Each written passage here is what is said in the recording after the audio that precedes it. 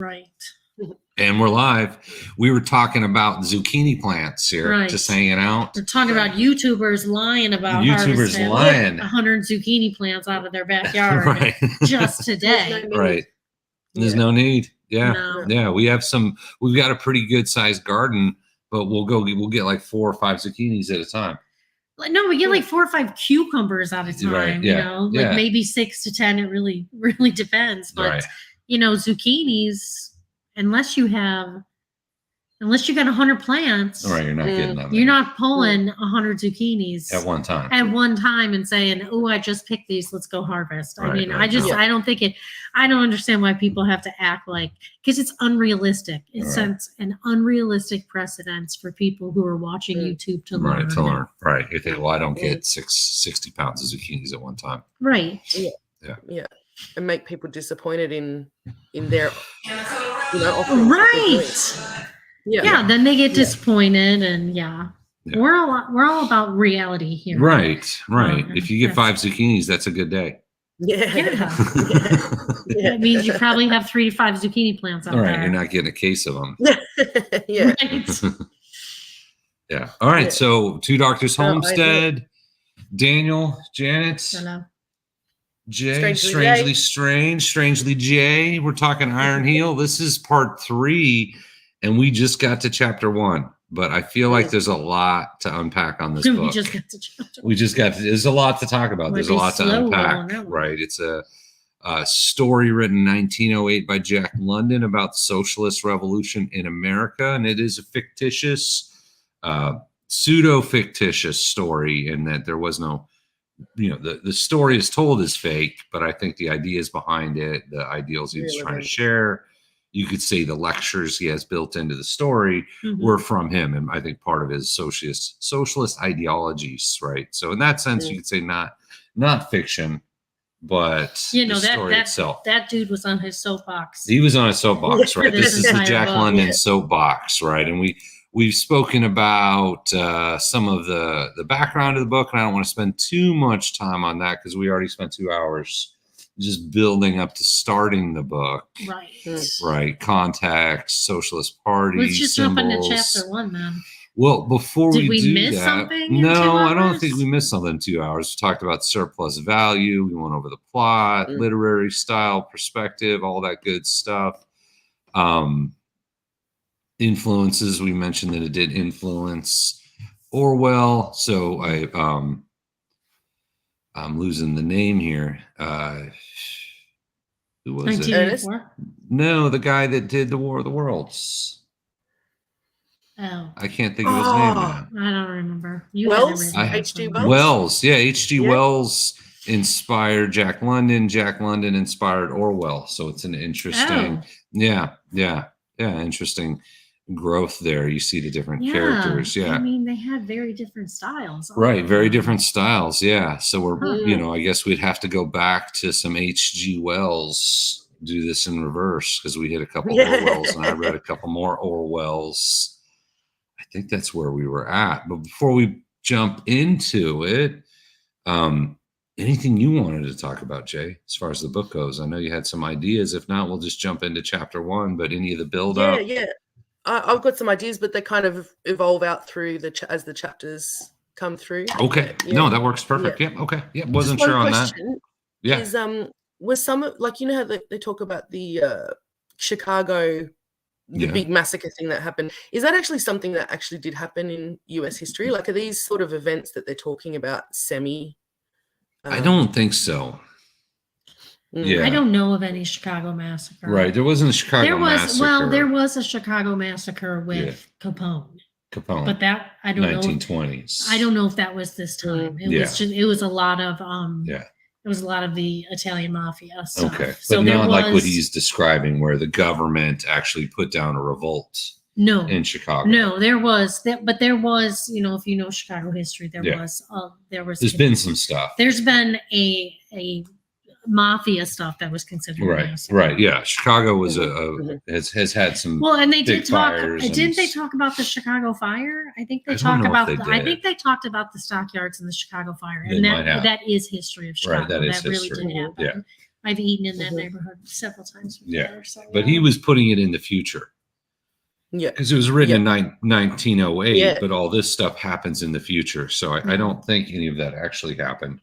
Now, I mean, socially, economically, ismly, a lot of this stuff did happen, right? And there were things that happened around this in terms of when we talked about changes to workforce laws, labor laws, all that stuff. This book does reflect the mindset at the time in 1908. And we did see things happen. Yes, so there really were young children. Right, there were children working in the mines. So right, there really were children working in the mines. There were no mines in Chicago. There was more Wisconsin, area that they were working in the coal mines and stuff. So all of that happened. And I think a lot of stuff did come out of it, not in the way he imagined it. Right. And that's where we're getting the fantasy side. But no, I mean, it is interesting going back to 1908 and then just try to look forward and say, well, what happened and what didn't happen of what he predicted? Because he does predict war with Germany almost sort of in the story, which that did happen. That happened. So some of the stuff in the did books happen. they solve it. Yeah. Because he wasn't.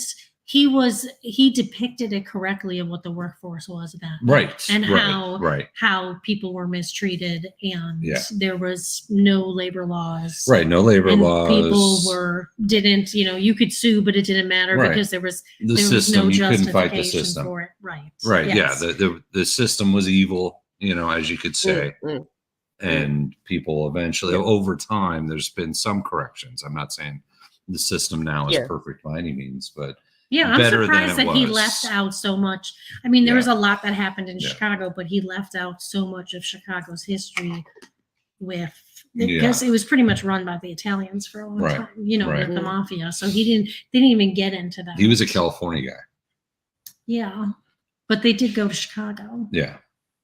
Right. So was the California stuff? I don't know. Correct? Like Gold Rush culture. I don't know California culture in 1908. But he was a Gold Rush guy, so that puts him in California. I thought he was more California than just Gold Rush. Yeah, because they were in California for a long time. Yeah, he did a lot in California. He was a California guy on that. Yeah. That's where my dad's parents are from. Yeah. Really? From so they California? They were actually in California in 1908. But they were they? Okay, I had no idea. All right, never did the genealogy. Okay, I didn't realize that. Yeah. Okay. That's where I'm from originally, California. Yeah, in this area, the Bay Area. Right, and I always say not me when he says that. Right, she was Chicago, I was California. He'll tell people around here I'm from California. I'm like, not me. Not me. They don't like California down here. So I say Texan because we've been here a while. Right, but you Texan transplant. Texan, I had a lady who was born and raised in Texas that I sat next to at a dinner who thought y'all were from California. And she asked me why I married a Californian if I was a Texan. And I'm like, why would you do that? Obviously, she thought I was a Texan. What are you doing? Why would you marry a Californian? Why would you want to do that?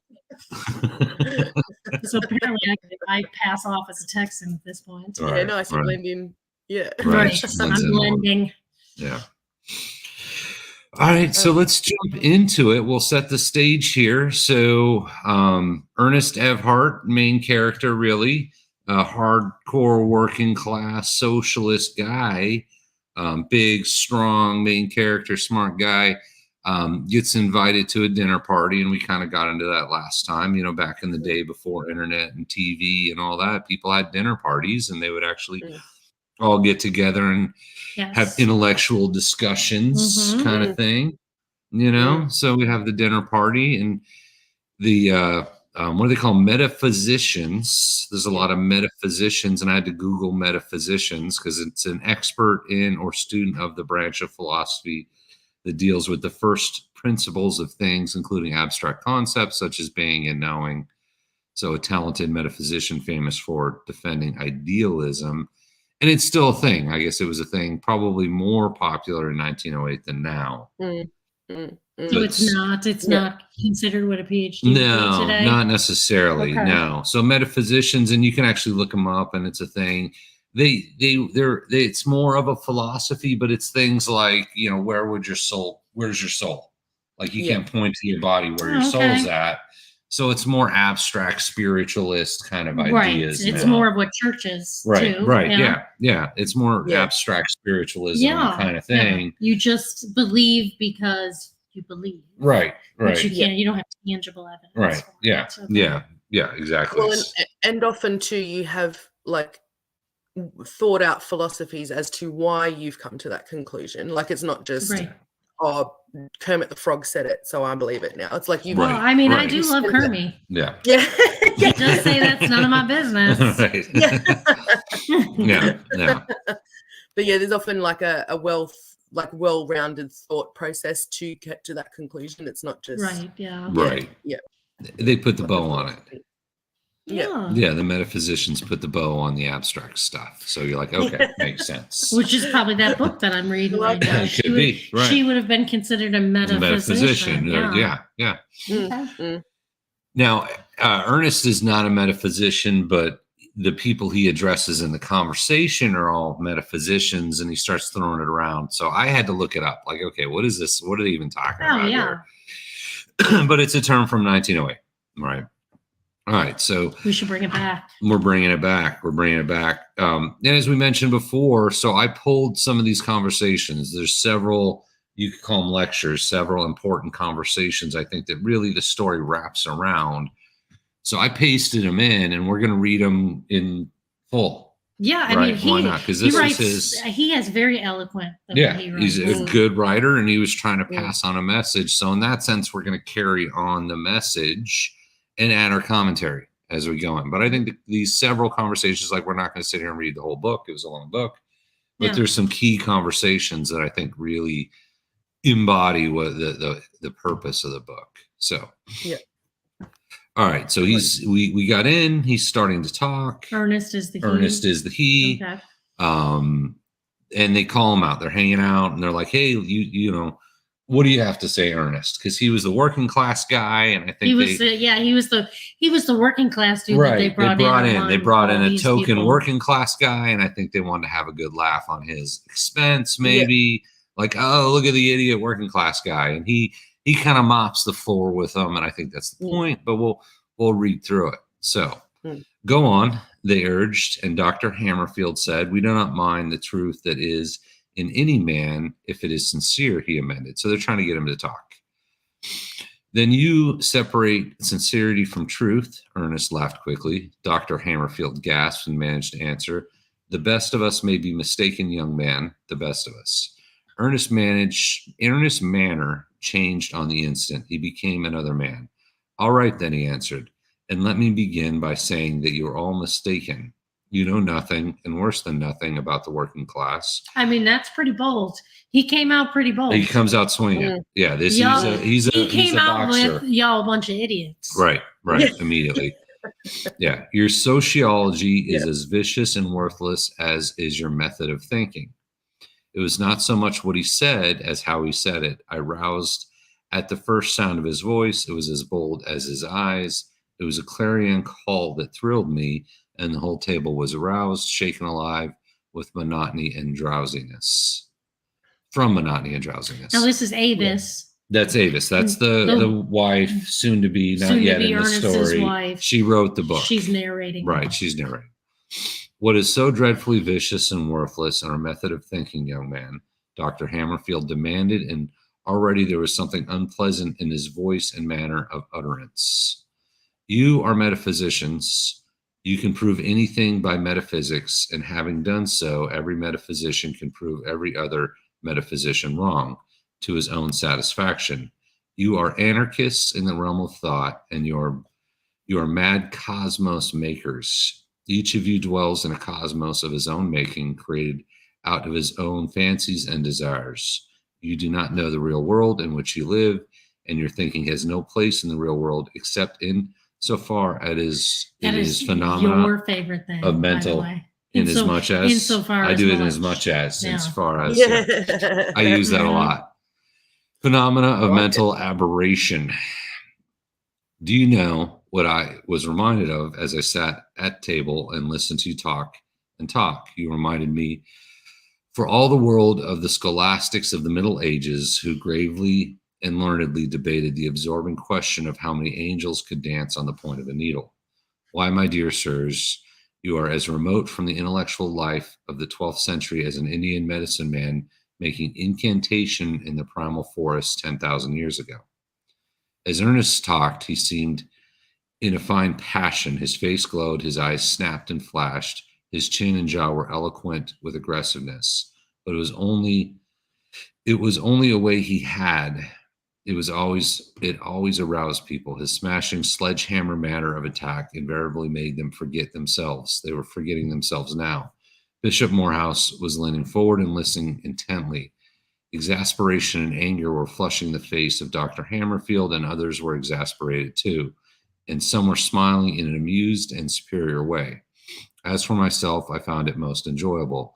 I glanced at Father, and I was afraid he was going to giggle at the effect of this human bombshell he had been guilty of launching amongst us. Your terms are rather vague, Dr. Hammerfield interrupted. Just precisely what do you mean when you call us metaphysicians? I call you metaphysicians because you reason metaphysically, Ernest went on. Your method of reasoning is opposite to that of science. There's no validity to your conclusions. You can prove everything and nothing, and no two of you can agree upon anything. Each of you goes into his own consciousness to explain himself and the universe. As well, you may lift yourselves by your own bootstraps to explain consciousness by consciousness. I do not understand, Bishop Morehouse said. And Bishop Morehouse, big character. We grabbed some of his lecture, some of his parts. Mm-hmm. He's kind of a big character. It is just the beginning. It seems to me that all things of mind are metaphysical. The most exact and convincing of all sciences, mathematics, is surely metaphysical. Each and every thought process of the scientific reasoner is metaphysical. Surely you will agree with me. As you say, you do not understand, Ernest replied. The metaphysician reasons deductively out of his own subjectivity. The scientist reasons inductively from the facts of experience. The metaphysician reasons from theory to facts. The science reasons from facts to theory. The metaphysician explains the universe by himself. The scientist explains himself by the universe. Thank God we're not scientists, Dr. Hammerfield murmured complacently. What are you then? Ernest demanded. Philosophers. Right, it's their PhDs. Right, the philosophers, yeah. There you go, Ernest laughed. You have left the real and solid earth and are up in the air with a word for a flying machine. Pray come down to earth and tell me precisely what do you mean by philosophy.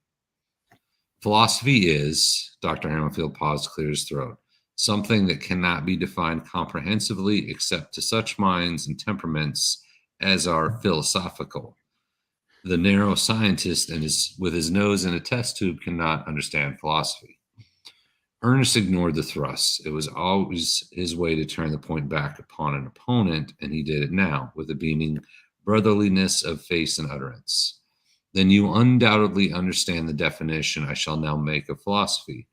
But before I make it, I shall challenge you to point out error in it or remain a silent metaphysician. Philosophy is merely the weirdest science of all.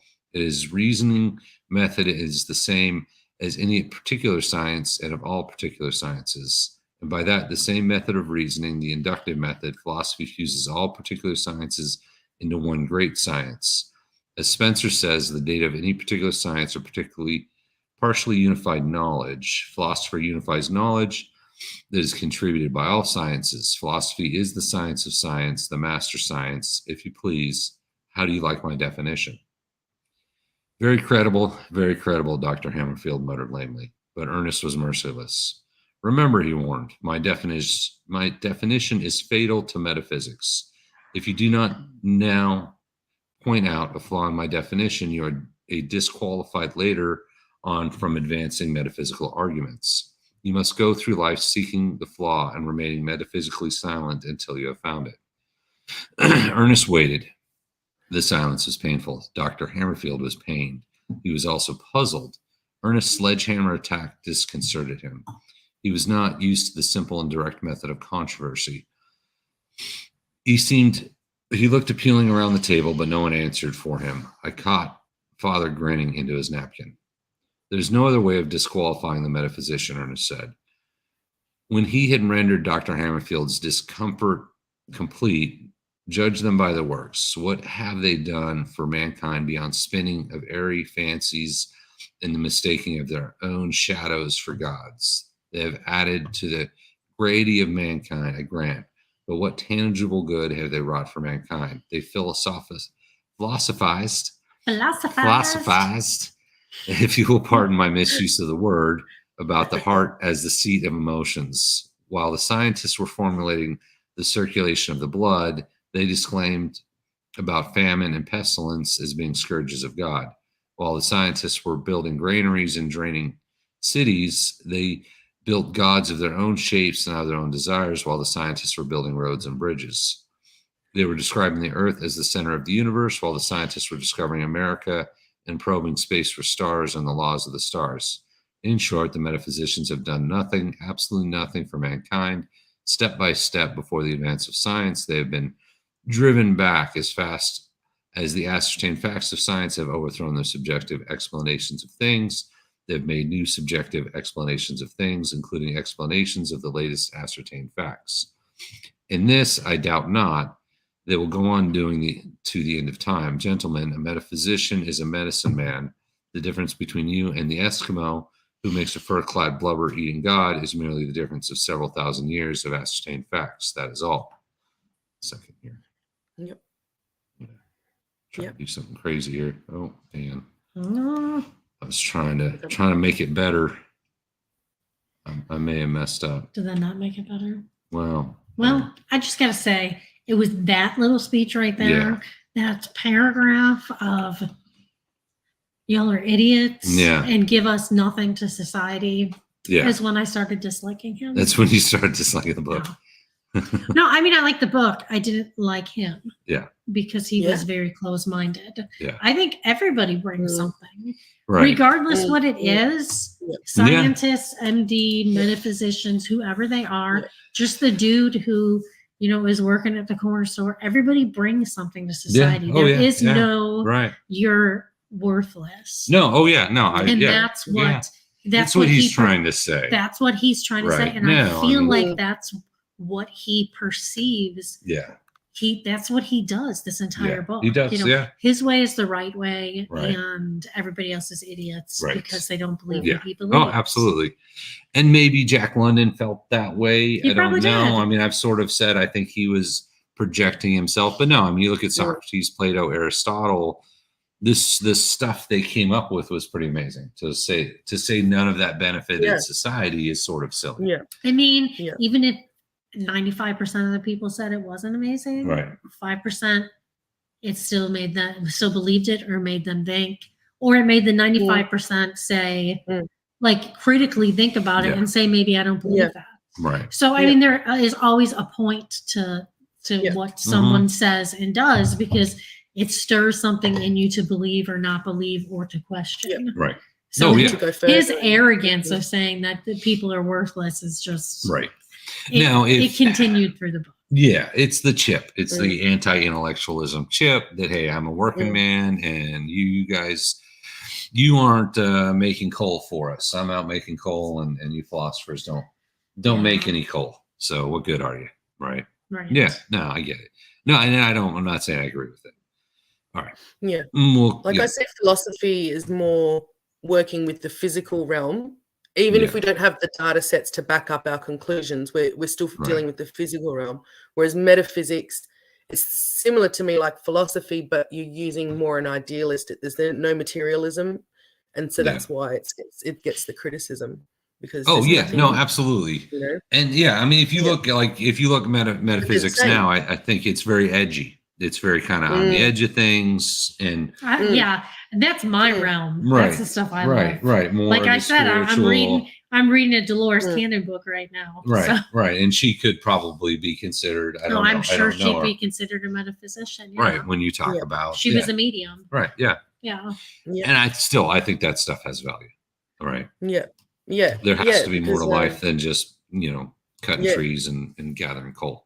Right. And it has to be more than just like, oh, you're crazy or you're drunk. Sometimes we experience things that's, you're perfectly healthy and, you know. Right. So how Yeah. to explain those things? So And it is, Right. yeah. It's seeking those answers. Yeah. Yep, absolutely. mm. But think it they're sets the both stage for the character. Yes. Right. He's I also very think, matter though, of fact. Yeah. I think though too, historically, if we're looking at the turn of last century, they really are sort of just coming out of that initial Enlightenment period. So they still have that overshadow of all of the like taboos and you know, and the church telling them, you know, and so I can understand where he's coming from there, saying that science has brought us this far, you know, germ theory, like they've saved all these people from cholera and all these germs now, and so I can see where historically he's coming from. And didn't going, the plague happen? The Black Plague happened prior. Yeah, to it would have been prior. 1908? Yeah, it would have been prior. Yeah. I don't know. Honestly, I should know, but I don't know. It was late 17, 1800s, yeah, I believe, 1700s, wasn't it? 1800s, something like 1800s? that. It was a big one. Yeah. So yes, I can So sort of people see were believing why, in science. yeah, and I can see why he's probably got that black and white, whereas us, with the benefit of having come a further century from that shadow, we don't have that shadow anymore, and so I can see where we're kind of getting the pendulum to swing back. But yeah, I can see why he's saying what he's saying, but even though I don't 100% agree, like Right. Jackie Oh, said, that everyone, absolutely. Yeah. Right. Right. Same way. Something. Yeah. Right. Yeah. Absolutely. No, totally agree on that. Everyone's got a contribution. Yeah. And Right, it's and not, it was it's people not like always, him that made the difference in labor laws. Right. Yeah. Yeah, absolutely. Mhm. Yeah. Hey, you know, we don't have time for thinking about stuff. We're just working. We're Right. working Yeah. ourselves to death here. You guys Yeah. are sitting around thinking and talking. I'm working myself to death here. Mhm. Yeah. So I could see that character being bitter. Right. Yeah. Oh, yeah. You guys don't do anything. You're just sitting here talking about stuff. Right, you're just sitting on your fat butt, talking about stuff, eating your croissants. Right. Yeah. What's that have to do with quote? anything? Like, there's a quote saying, I'll give 1,000 Einsteins to find the one in the field, or something like that. Like, for every 1,000 Einsteins in university, there's 10,000 Einsteins working in the fields, or something. Right. It I'll hasn't been find found the yet. quote. Yeah. No, Right. that's interesting though. No, I'm sure. Mhm. Absolutely. You got a Goodwill Hunting. Well, I was going to somewhere say out Good Will there. Hunting. Yeah. That was one of my favorite movies. That was Good Will Yeah. Hunting. Yeah, I like that movie. Just a regular kid, really smart, but just a regular kid, just wanting to try to get through the day. Yeah, it's the Good Will Hunting thing. And that's another good thing that's sort of come out, like meritocracy. I didn't realize what that meant until reading Iron Hill. I thought it was like another buzzword, but it just means that you base people on their merits, and Mhm. instead of their class or their shoes or their car, you base them on their merits and what they do. And yeah, Which doesn't seem like like a that bad thing. it's good. Yeah, I like it. Yeah, it seems like Right. a good thing. Yeah. That Yeah. sort of seems Base it okay. on your actions. Right. Yeah. Yeah. Yeah, absolutely. I'm sure that's controversial now because everything is. Yeah. Yeah. Everything is controversial now. Yeah. All right. Even So we'll keep zucchinis. going. What was that? Even zucchinis. You can get Zucchinis, I know. without a zucchini People stick. lying on the internet That's my about their pet peeve. zucchinis. Let's be real. Internet Right. people. Unrealistic. If you have 2 zucchini expectation. plants, you're Right. not Yeah. being social today. Right. Yeah, you bought a box of them. Just say we bought a box of them. Yeah. Yeah, Let's be stop truthful. lying. Let's be truthful Stop with your lying to people. viewers. Right. Yeah. Yeah. Well, because it seems like everybody wants to see these mega canning things, like Right. obscurely Mm, unnatural amount of foods that you're Right. canning. Right. Of course, because 2 zucchinis don't produce a bushel in a day. Right. Yeah. The internet says it does. Unrealistic expectations. Yeah. Well, then when you garden, you're like, oh, I only got 3. I watched a YouTube and they had 75. What happened? Well, and you know what? Yeah. People Yeah. should not be Yeah. disappointed at that Right. People be point disappointed. and Yeah. realize that your favorite channel's a bunch of posers. Then. Right. Yeah. Maybe they're lying. Maybe. yeah. Yeah. Yeah. All right. Maybe. When you grow it yourself and you realize, Right. yeah. Yeah. Maybe leave a comment on your favorite channel. And be like, hey, stop it. Can we get real here? Yeah. All right. Yeah. We'll continue. Truth Yet is, the truth thought is of- good enough. What was that? Oh, truth is good enough. Like, you don't. Right. Right. Let's just be true. Right. Yeah. Sorry, keep going. Yeah. No, you're all right. You're all right. Obviously, this is a button for me. This is a button. This is serious. This is serious. All right. This is a rabbit hole here. Yeah, this is a rabbit hole. We should move on. All right, this is a I rabbit could probably hole. talk for hours about All right, this is a rabbit hole. Yet the thought of Aristotle ruled Europe for 12 centuries, Dr. Bellingford announced pompously, and Aristotle was a metaphysician. And that's it right there. I mean, Aristotle, Socrates trained Plato, who trained Aristotle, and their philosophy was, and you could argue, the basis for civilization as we know it. So, I mean, there was a lot there. Well, if you didn't have people who philosophized, right, then how would you ever get somebody who started talking about splitting the atom and stuff like that, unless you thought, is it possible to even do this? Because that stuff is just way out there. Right. Yeah. Dr. Bellingford glanced around the table and was rewarded by nods and smiles of approval. Your illustration is most unfortunate, Ernest replied. You refer to a very dark period in human history. In fact, we call that period the Dark Ages, a period wherein science was raped by the metaphysicians, wherein physics became a search for the philosopher's stone, wherein chemistry became alchemy and astronomy became astrology. Sorry, the domination of Aristotle's thought. Dr. Bellingford looked pained then. He brightened up and said, granted this horrible picture you have drawn, yet you must confess that metaphysics was inherently potent insofar as it drew humanity out of the dark period and on into the illumination of the succeeding centuries. Ernest says, metaphysics had nothing to do with it. What? Dr. Hammerfield cried. It was not the thinking and the speculation that led to the voyages of discovery. Ah, my dear sir, Ernest smiled. I thought you were disqualified. Have you not yet picked out the flaw in my definition of philosophy? You are now on an unsubstantial basis, but it is the way of the metaphysicians, and I forgive you. No, I repeat, metaphysics had nothing to do with it. Bread and butter, silks and jewels, dollars and cents, and incidentally, the closing up of the overland trade routes to India were the things that caused the voyages of discovery. With the fall of Constantinople in 1453, the Turks blocked the way of the caravans to India. The traders of Europe had to find another route. Here was the original cause of the voyages of discovery. Columbus sailed to find a new route to the Indies. It is so stated in all the history books. Incidentally, new facts were learnt about the nature, size, and form of the earth, and the atomic system went glimmering. Dr. Hammerfield snorted. You do not agree with me, Ernest. Then wherein am I wrong? I can only reaffirm my position, Dr. Hammerfield retorted tartly. It is too long a story to enter into now. No story is too long for the scientists, Ernest said sweetly. That is why the scientist gets to places, and that's why he got to America.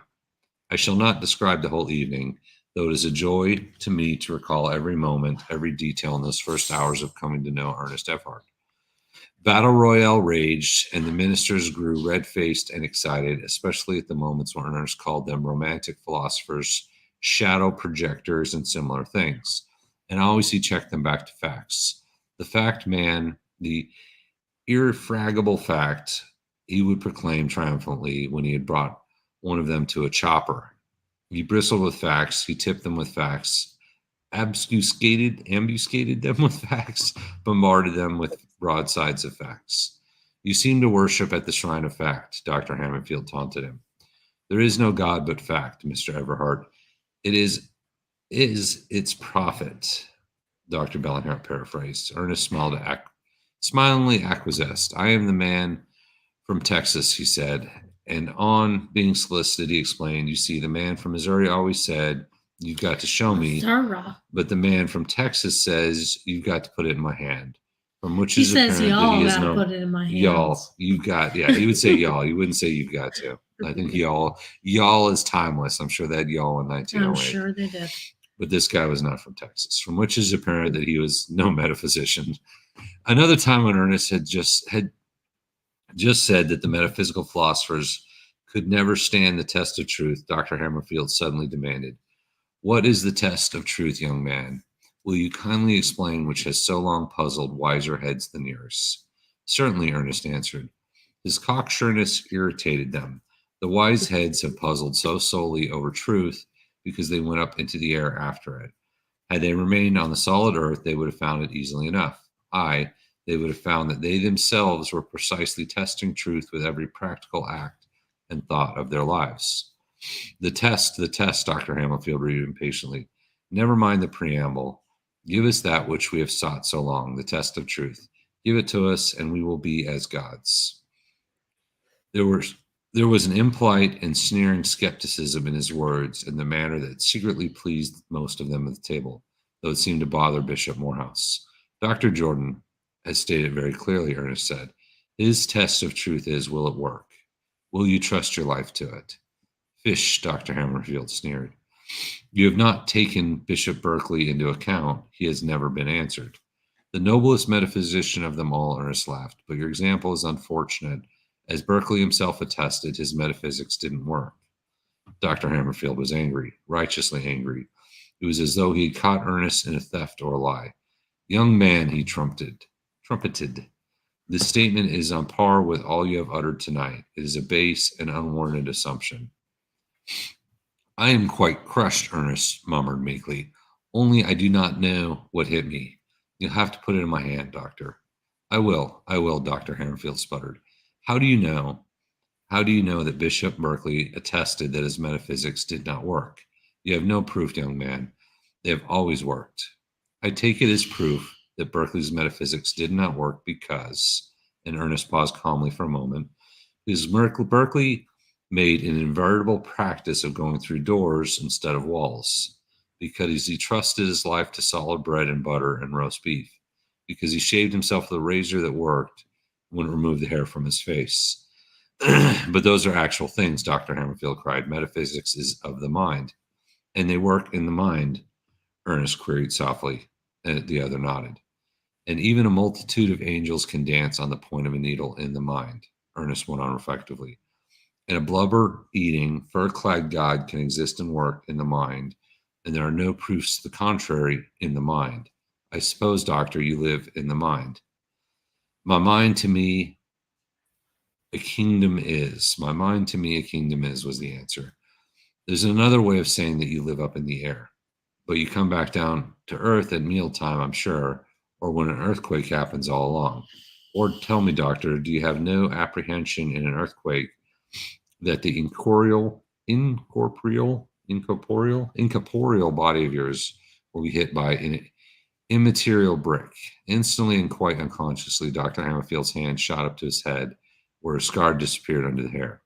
It happened that Ernest had blundered on an apostate illustration. Dr. Hammerfield. Apostate. Yeah, he's attacking his religion at this point. Right. Yeah. Dr. Hammerfield has been nearly killed in the great earthquake by a falling chimney. Everybody broke out at roars of laughter. Well, Ernest asked. When the merriment had subsided, proof to the contrary, and the silence, he asked again, well, then he added, still well, but not so well, that argument of yours. But Dr. Hammerfield was temporarily crushed, and the battle raged on in new directions. On point after point, Ernest challenged the ministers. When they affirmed that they knew the working class, he had told them fundamental truths about the working class they did not know, and challenged them for disproofs. He had given them facts, always facts, checked their excursions into the air, and brought them back to solid earth and its facts. How the scenes came back to me, I can hear him now, with the war note in his voice, flailing them with facts, each fact a lash that stung and stung again. And he was merciless. He took no quarter and gave none. I can never forget the flailing he gave them at the end. You have repeatedly confessed tonight by direct avowal of ignorant statement that you do not know the working class. But you are not to be blamed for this. How can you know anything about the working class? You do not live in the same locality with the working class. You herd with the capital class in another locality. And why not? It is the capitalist class that pays you, that feeds you, that puts the very clothes on your backs that you're wearing tonight. In return, you preach to your employers the brands of metaphysics that are especially acceptable to them. And the especially acceptable brands are acceptable because they do not menace the established order of society. Here there was a stir of dissent around the table. Oh, I'm not challenging your sincerity, Ernest continued. You are sincere. You preach what you believe. There lies your strength and your value to the capitalist class. But should you challenge your belief to something that menaces the established order, your preaching would be unacceptable to your employers and you would be discharged. Every little while, someone or another of you is discharged. Am I not right? This time there was no dissent. They sat dumbly acquiesced, with the exception of Dr. Hamilfield, who said, "It is when their thinking is wrong that they are asked to resign," which is another way of saying when their thinking is unacceptable. Ernest answered, and then went on. "So I say to you, go ahead and preach and earn your pay, but for goodness sake, leave the working class alone. You belong in the enemy's camp. You have nothing in common with the working class. Your hands are soft, and the work others have performed for you.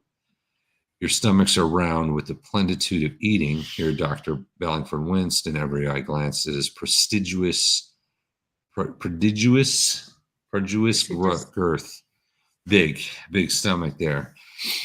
"It is said that he has not seen his own feet in years, and your minds are lifted, filled with doctrines that are buttress of the established order. You're as much mercenaries, sincere mercenaries, I grant, as were the men of the Swiss Guard. But be true to your salt and your higher guard with your preaching, the interests of your employers, but do not come down to the working class and serve as false leaders. You cannot honestly be in two camps at once. The working class has done without you. Believe me, the working class will continue to do without you. And furthermore, the working class can do better without you than with you." So that is chapter 1, right? And that was the first lecture. What was that? Strong words.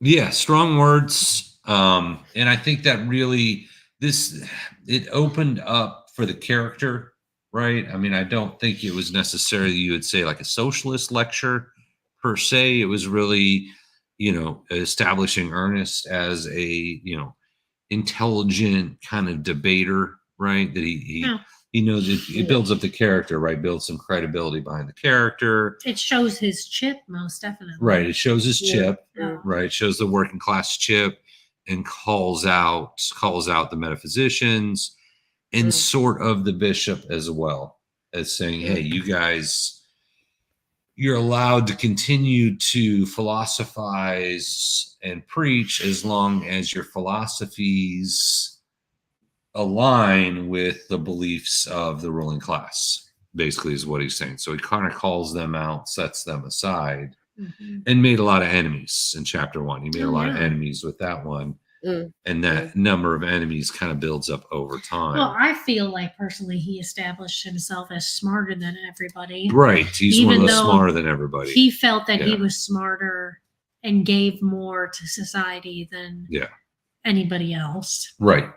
And you could be working class without a chip, but he was working class. He's got the big chip. He's, And he was even, and we see further in the book how insulting he is to the bishop too. Yeah. Well, and that's next, I think, or the start of next, I think, is it? Yeah. No, the next chapter 2 is where he attacks the bishop. And I get it, because there was really poor labor laws at this time, and people were horribly mistreated at work. Yeah.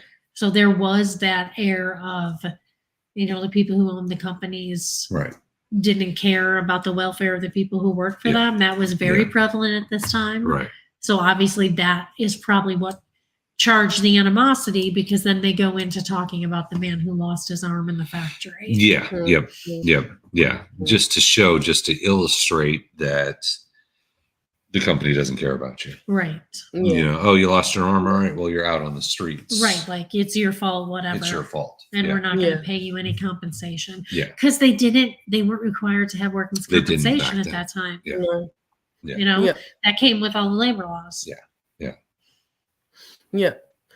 And that argument about the church, or the leaders of the church particularly, not being in touch with the working class, that's a centuries old kind of issue. Yeah. Right.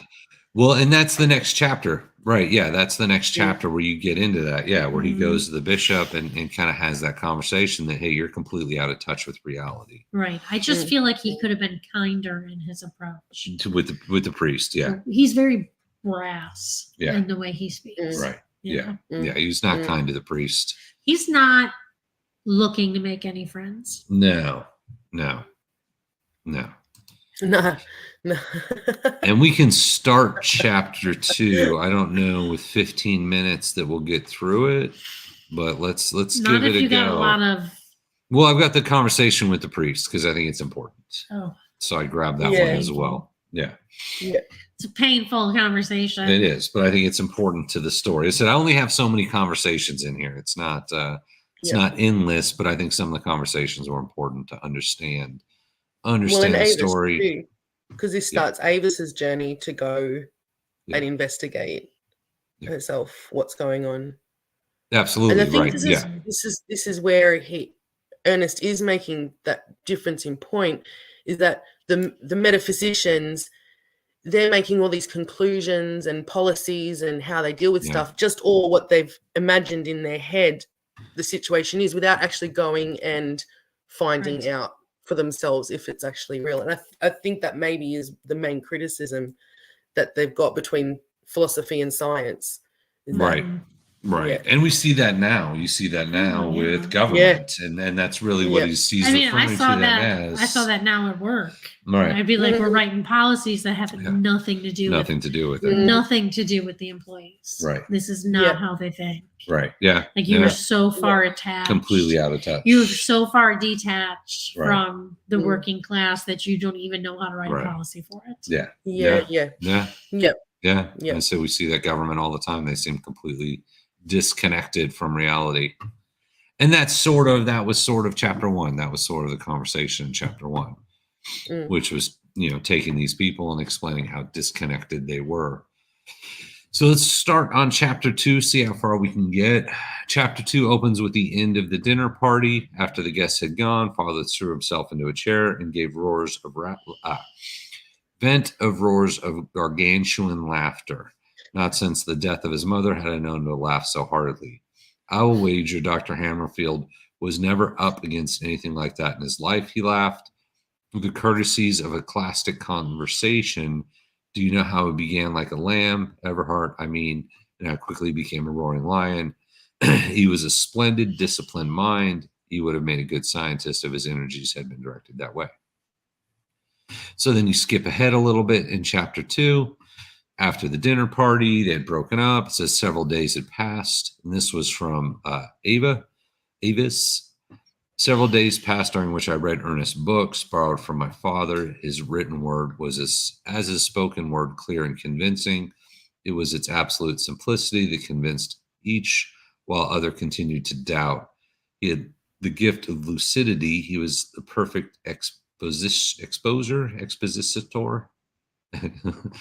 Yet, in spite of his style, this is 1908. Some of these words we just don't use much. Right. There was much that I did not like. What was that?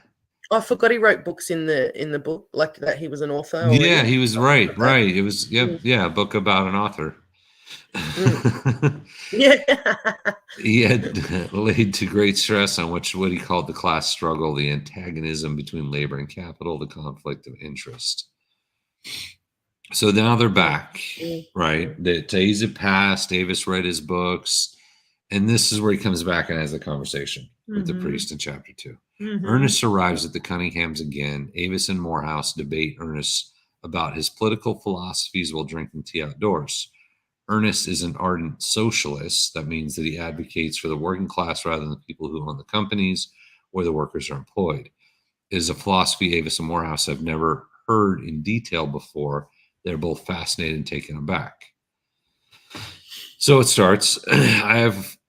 I too have a quarrel with you, Mr. Everhard, Bishop Morehouse said. Ernest shrugged his shoulders whimsically and accepted a cup of tea. The bishop bowed and gave me proceedings. Sorry. Bless you. And it gets a little. You foment class hatred, I said. Consider it wrong and criminal to appeal all that is narrow and brutal in the working class. Class hatred is antisocial, and it seems to me anti-socialistic. Not guilty, he answered. Class hatred is neither in the text nor in the spirit of anything I've ever written. Well, he really perpetuated class hatred. He does, yeah. Oh, I cried reproachfully and reached for his book and opened it. He sipped his tea and smiled at me while I ran over the pages. Page 132. I read aloud. The class struggle, therefore, presents itself in the present stage of social development between the wage-paying and the wage-paid classes. I looked at him triumphantly. No mention there of class hatred, he smiled back. But, I answered, you say class struggle. A different thing from class hatred, he replied. Believe me, we foment no hatred. We say the class struggle is a law of social development. We are not responsible for it. We do not make the class struggle. We merely explain it, as Newton explained gravitation. We explain the law of the conflict, the nature of the conflict of interest that produces a class struggle. But there should be no conflict of interest, I cried. I agree with you heartily, he answered. That is what the socialists are trying to bring about. The abolition of the conflict of interest. Pardon me. Let me read an extract. He took his book and turned back 7 pages. Page 126, the cycle of class struggles, which began with the dissolution of rude tribal communism and the rise of private property, will end with the passing of private property in the means of social existence. But I disagree with you, the bishop interposed, his pale, ascetic face betrayed by a faint glowing the intensity of his feelings. Your premise is wrong. There is no such thing as a conflict of interest between labor and capital, or rather there ought not to be. Thank you, Ernest said gravely, but the last statement you have given me back my premise. Why should there be a conflict? The bishop demanded warmly. Ernest shrugged his shoulders. Because we are so made, I guess. But we are not so made, cried the other. Are you discussing the ideal man, Ernest asked, the unselfish, godlike, and in so few in numbers as to be practically non-existent, or are you discussing the common and ordinary average man? The common and ordinary man was the answer, who is weak and fallible, prone to error. Bishop Morehouse nodded. And petty and selfish, again he nodded. Watch out, Ernest said. I said selfish. The average man is selfish, the bishop affirmed valiantly. Wants all I can get, true but deplorable. Then I've got you, Ernest's jaw snapped like a trap. Let me show you. Here is a man who works on the street railways. He shouldn't work if it weren't for capital, the bishop interrupted. True, and you will grant that capital would perish if there were no labor to earn the dividends. The bishop was silent. Won't you, Ernest insisted. The bishop nodded.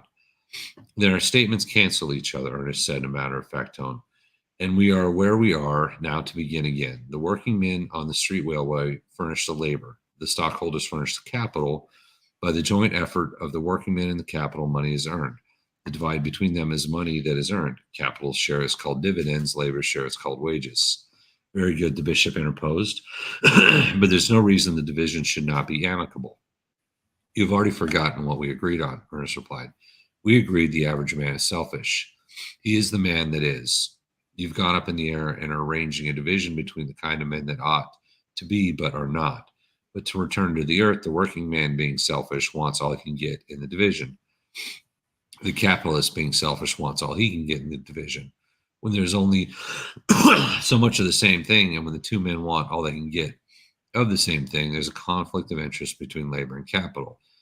And that is an irrevocable conflict. As long as working men or capitalists exist, they will continue to quarrel over the division. If you were in San Francisco this afternoon, you would have to walk. There isn't a streetcar running. Another strike, the bishop queried with alarm. Yes, there's quarreling over the division of the earnings of the street railways. Bishop Morehouse became excited. It is wrong, he cried. It is so short-sighted on the part of the working men. How can they hope to keep our sympathy? When you are compelled to walk, Ernest said shyly, but Bishop Morehouse ignored him and went on. Their outlook is too narrow. Men should be men, not brutes. There will be violence and murder now, and sorrowing widows and orphans. Capital and labor should be friends. They should work hand in hand to their mutual benefit.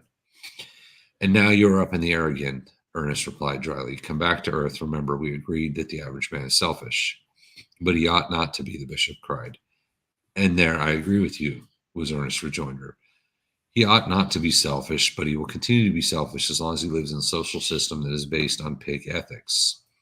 The bishop was aghast, and my father chuckled. I know. Always bringing down the pigs. Oh, your piggies. Yeah, yard hippos. Yeah. Yes, pig ethics, Ernest went on remorselessly. Piggies are such good little animals. All right. That is the meaning of the capitalist system. And that is what your church is standing up for and what you're preaching every time you get up on the pulpit. Pig ethics There is no other name for it. Bishop Morehouse turned appealingly to my father, but he laughed and nodded his head. I'm afraid Mr. Ernest is right, he said, laissez-faire. The let alone policy of each for himself and the devil take the hindmost. As Mr. Everard said the other night, the function you churchmen perform is to maintain the established order of society, and the society is established on that foundation. But that is not the teaching of Christ, cried the bishop. Yeah, amen. Because the bishop should have got real hard on greed in this, and he didn't, which makes me believe that the author, Jack London was not a Catholic. No, probably not. Or probably an atheist, because he didn't know anything about greed and the teachings of the Bible. Because that bishop would have just had him on his knees talking about greed and how greed of both sides is terrible. The church is not teaching Christ these days, Ernest put it quickly. That is why the working men will have nothing to do with the church. The church condones the frightful brutality and savagery with what the capitalist class treats the working class. The church does not condone it, the bishop objected. The church does not protest against it, Ernest replied, and it is so far as the church does not protest, it condones. For remember, the church is supported by the capitalist class. I had not looked at it in that light, the bishop said naively. You must be wrong. I know that there is much that is sad and wicked in the world. I know that the church has lost what you call it, the proletariat. You never had the proletariat, Ernest cried. The proletariat has grown up outside the church and without the church. I do not follow you, the bishop said faintly. Then let me explain. With the introduction of machinery and the factory system in the latter part of the 18th century, the great mass of the working people were separated from their land. The old system of labor was broken down. The working people were driven from their villages and herded into factory towns. The mothers and children were put to work at the new machines. Family life ceased. The conditions were frightful. It is a tale of blood. I know, Bishop Morehouse interrupted with an antagonized expression on his face. It was terrible, but it occurred a century and a half ago. And there, a century and a half ago, originated the modern proletariat, Ernest continued, and the church ignored it. While a slaughterhouse was made of the nation by the capitalists, the church was dumb. It did not protest, as today it does not protest. As Austin Lewis says, speaking of the time, those to whom the command, free my lambs, had been given, saw those lambs sold into slavery and worked to death without a protest. The church was dumb then, and before I go on, I want you to either flatly agree with me or flatly disagree with me. Was the church dumb then? Bishop Morehouse hesitated. Like Dr. Hammerfield, he was unused to this fierce infighting, as Ernest called it. The history of the 18th century is written, Ernest prompted. If the church was not dumb, it will be found not dumb in the books. I'm afraid the church was dumb, the bishop He would have never said that. Yeah. Never in a million years would a bishop have said that. Yeah. And the church is dumb today. There I disagree, said the bishop. Ernest paused, looked at him searchingly, and accepted the challenge. All right, he said, let's see. In Chicago, there are women who toil all the week for 90 cents. Has the church protested? This is news to me, was the answer. 90 cents per week, it's horrible. Has the church protested? Ernest insisted. The church does not know. The bishop because the church doesn't get into that stuff. Right. That's not what they're there for. That is not what the church is there for. Yeah. Yet the command of the church was feed my lambs, Ernest sneered. And then the next moment, pardon my sneer, bishop, but can you wonder that we lose patience with you when you have protested to your capitalistic congregations at the working children in the southern cotton mills? Children 6 and 7 years of age were working every night at 12-hour shifts. They never see the blessed sunshine. They die like flies. The dividends are paid out their blood. And out of the dividends, magnified churches are built in New England, wherein your kind preaches pleasant platitudes to the sick, well-bellied recipients of those dividends. I did not know, the bishop murmured faintly. His face was pale and seemed suffering from nausea. Then you have not protested, the bishop shook his head. Then the church is dumb today as it was in the 18th century. The bishop was silent, and for Ernest forebode to press the point. And do not forget, whenever a churchman does protest, that he is discharged. I hardly think that is fair, was the objection. Will you protest? Ernest demanded. Show me evils, as you mentioned, in our own community, and I will protest. I will show you, Ernest said quietly. I am at your disposal. I will take you on a journey through hell. And I shall protest. The bishop strengthened himself in his chair over his gentle face and spread the harshness of the warrior the church shall not be dumb. You will be discharged, was the warning. I shall prove the contrary, was the retort. I shall prove, if what you say is so, that the church has erred through ignorance, and furthermore, I hold that whatever is horrible in industrial society is due to the ignorance of the capitalist class. I will mend all that is wrong as soon as it receives the message. In this message, it shall be the duty of the church to deliver. A little bit more for chapter 2. It says, a man passes by on the sidewalk. Ernest recognizes him. The man's name is Jackson. Avis remarks that Jackson should be working instead of begging. Ernest points out that he has one arm. Jackson lost the arm at Sierra Mill. He was fired after he lost his arm. Ernest asserts that this was unjust. Avis insists that Jackson must be at fault somehow, and Ernest invites her to investigate. Throughout the historian Anthony Meredith interjects that the annotations that explain the facts and concepts of the 20th century reader. So there were 2 parts on chapter 2, which was obviously he called out the bishop, and then the second part was the Avis seeing the guy missing the arm, and he's like, "Hey, do your investigation." Oh yeah, that went through the entire book. Right? Yeah, they screwed up on too. Yeah. So, two big things kind of happened in chapter 2, and I wanted to throw that whole conversation in there. So I don't have every conversation in the book. It is, but it was a big one. Well, yeah, it's poignant. Yeah, it's got depth and breadth. That's for sure. Right. So, and it really pushed forward those character arcs of those 2 of the upper class. It really pushed forward that character arc that they went through. Yeah. And Bishop Morehouse ended up losing everything. Bishops. Yeah. He does, right. Bishop loses everything. They kind of all lose everything. Yeah. By the end, they all lose everything. Yeah. Yeah. All right. Well, that's our hour. Anything you want to add, Jay? No, that's good. Yeah, like I said, most of my notes start around chapter. Yeah. Okay. No, that works. That's perfect. All right, we'll be back next week. All right, we'll be back. Same day, same time next week. Great. Appreciate y'all for watching. Thank you. Yeah, thanks.